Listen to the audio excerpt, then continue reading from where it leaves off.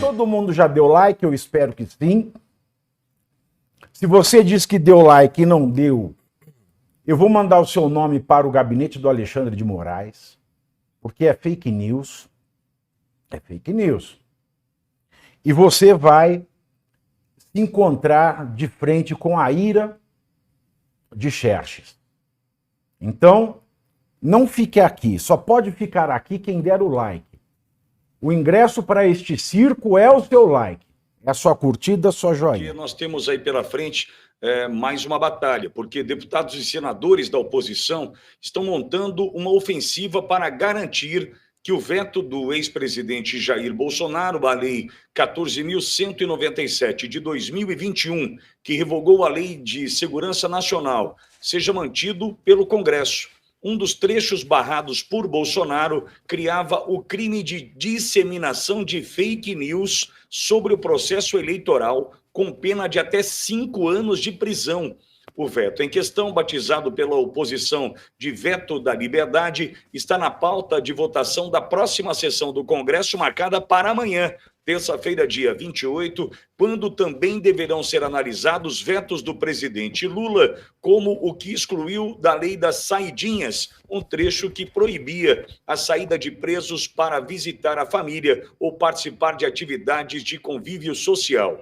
As articulações da oposição iniciaram após uma tentativa do governo de usar os vetos de Bolsonaro como moeda de troca para evitar a derrubada do veto de Lula à lei das saidinhas.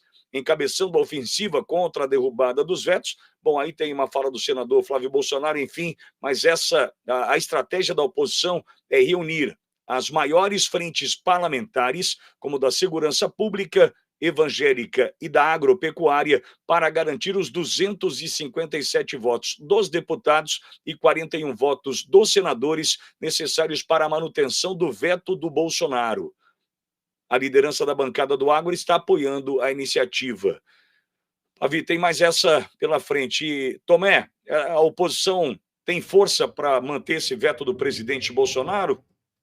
Mas esse veto ainda está em tempo de ser votado, esse veto? Já não passou o prazo de análise desse veto? Como essa é uma pauta federal, eu não estou tão a par dela com profundidade, mas você sabe que essa conversa toda nossa aqui me remete a um pouco o momento que a gente está vivendo no Brasil. Porque veja só tudo que você explicou, que nós estamos vendo em relação ao veto. Qual é a segurança jurídica que nós temos no país hoje? Zero. Nenhuma. Tudo pode Zero. ou tudo não pode, dependendo do momento, de quem decide e do lado que está participando de uma determinada situação. Nós não temos mais segurança jurídica no Brasil. O que é fake news? Mentira. Você já viu alguma fake news da esquerda ter uma repercussão grande? Alguém ser preso?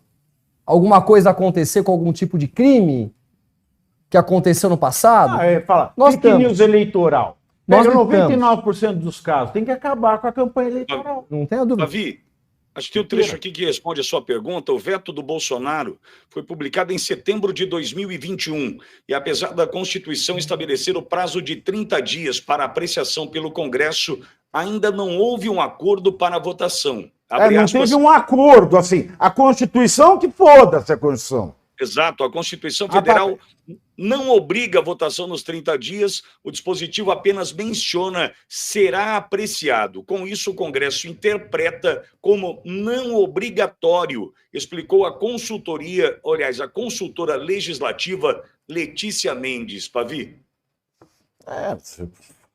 Falei, uma vergonha um troço desse. Por isso que eu falei do prazo. O prazo já foi há muito tempo. Mas aí você vai pensar em prazo. Aí você olha o inquérito Titiolina do Alexandre de Moraes. É 2 inquéritos de Titiolina. Abril nunca mais fecha. É o da milícia digital e o da fake news. Primeiro que ele não podia nem ter aberto o inquérito. Começa daí. Né? Começa daí que a democracia, o juiz que investiga, processa e julga, né? Isso aí é coisa de democracia... democracia fascista. Né? É a democracia, é o fascismo do bem. É o fascismo do bem.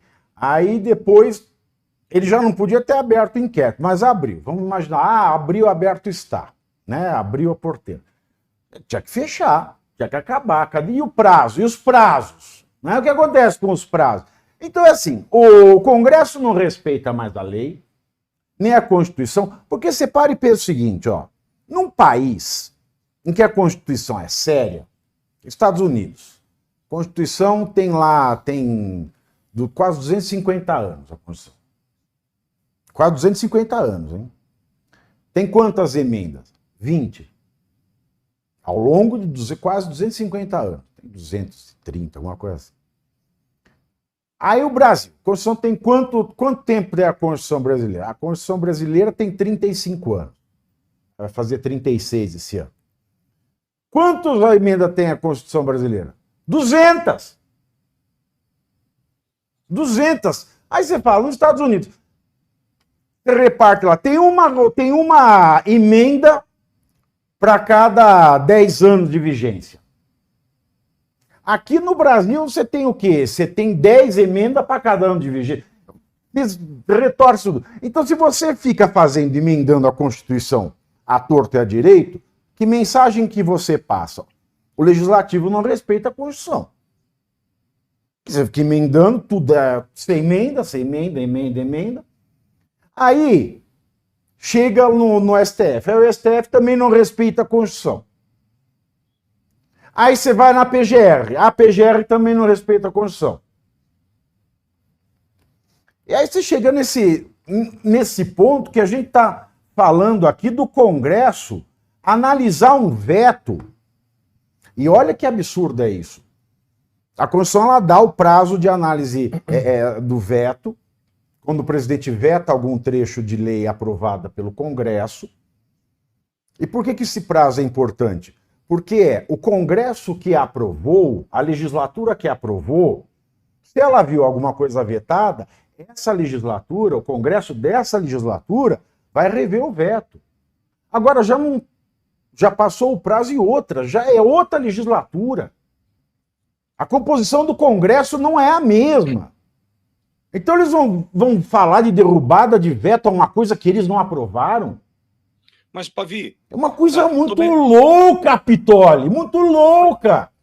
Mas politicamente tem um trecho dessa matéria da Gazeta do Povo, Vamos ver aqui. Pavi, que chama a atenção, que é a seguinte: Lula vai tentar usar como moeda de troca para manter os vetos do PL da saidinha. Então, veja, eu acho que resgataram esse trecho, esse veto do presidente Bolsonaro para colocar agora em pauta para negociar os vetos do PL da saidinha, o que evidencia também que acabou o dinheiro para negociar, para investir no convencimento dos parlamentares, que assim eles trataram, né, da compra dos deputados que ali estavam indecisos, né, o investimento no convencimento. Fica nítido o seguinte: vão usar desse veto do Bolsonaro para tentar negociar os vetos do PL da saidinha. Talvez politicamente tenha sido esse o motivo. Eu não tenho dúvida que é isso. Eu estava aqui pensando, refletindo enquanto nós conversávamos, porque realmente não há mais dinheiro para se pagar as emendas parlamentares no nível que eles estavam pagando, né? Para, entre aspas, tá tendo ali um benefício de uma certa forma para poder, quem sabe, direcionar ou não o veto de algum parlamentar.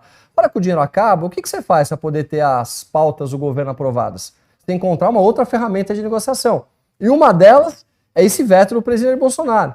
E agora, gente, o que nós vamos fazer? Porque as saidinhas são extremamente importantes para a direita do Brasil. A gente quer que isso acabe. A gente sabe que crimes são cometidos, não faz o menor sentido colocar milhares e milhares de detentos cometeram crimes nas ruas todos os anos.